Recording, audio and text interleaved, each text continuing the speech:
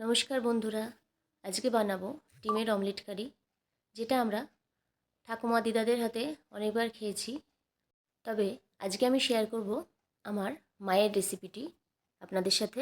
এখানে তার জন্য আমার 4টে ডিম লাগছে, আর অমলেটের জন্য এখানে আমি একটা বড় সাইজের পেঁয়াজ নিয়েছি, খুব ভালো করে সেটাকে কুচি করে নিয়েছি, আর কিছু লঙ্কা নিয়ে সেটাকেও কুচি করে নিয়েছি।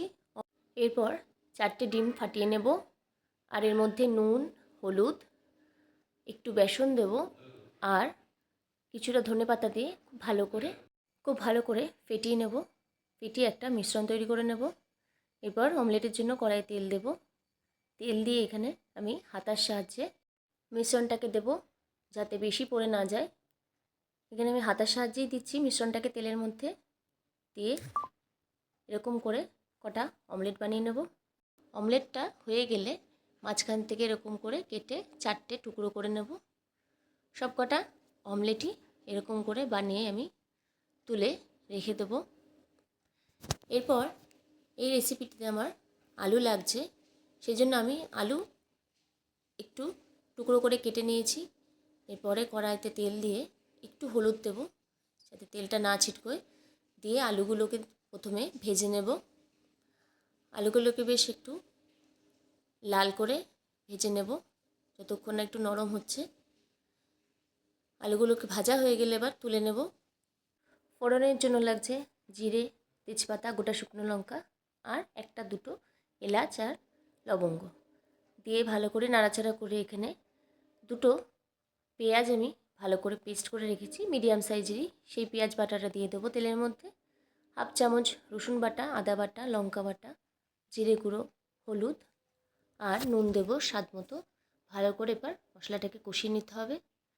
খুব ভালো করে মশলাটাকে কষিয়ে নেব। টমেটো থাকলে আপনারা টমেটো পেস্টও দিতে পারেন এর মধ্যে, আরও স্বাদ বেড়ে যাবে। মশলাটা ভালো মতো কষিয়ে গেলে, গন্ধটা কাঁচা বেরিয়ে গেলে এর মধ্যে ভাজা আলুগুলোকে দিয়ে দেবো। দিয়ে মশলাটা একটু ভালো করে শুকনো করে নেব।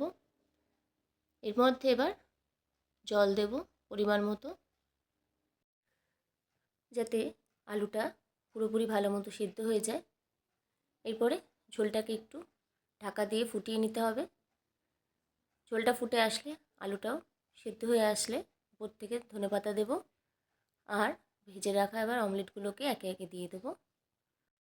অমলেটগুলোকে দিয়ে ঝোলের মধ্যে এবার 2 থেকে 3 মিনিট একটু ফুটিয়ে নেব ঝোলটাকে, আর একটু, যাতে অমলেটের ভিতরেও ঝোলটা সমানভাবে ঢুকে যায়, তাহলে খেতে আরও বেশি ভালো লাগবে। রেডি হয়ে গেছে।